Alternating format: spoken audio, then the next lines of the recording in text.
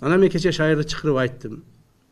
Эми иним көптөгөн ушундай критикалар айтылып атат.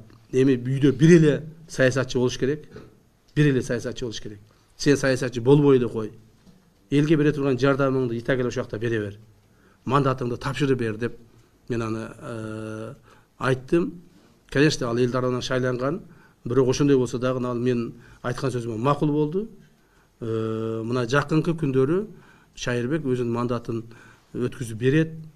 Жана эч кандай биздин Ташиевтердин үй бүлөсүндө 2 же 3 саясатчы болбойт.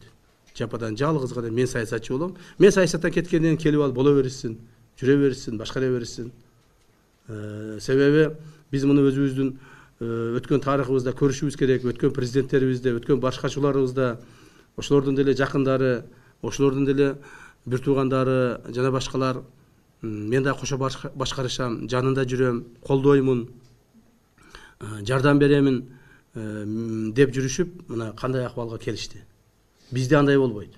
Мага менин инимдин саясаттагы жардамынын кереги жок. Анын саясатта туруп мени колдошунун кереги жок. Кудай кааласа мен өзүмө ишенем. Мени кудай кааласа эл колдоп турат. Кылган ишимдин баардыгы таптаза болгондуктан мен Шайырды айттым. Шайыр макул болду. Буюрса, ушул кийинки аптада мына келеткан 3-күнү заседание болобу? Ошо күнү тапшырып чыгып кетет.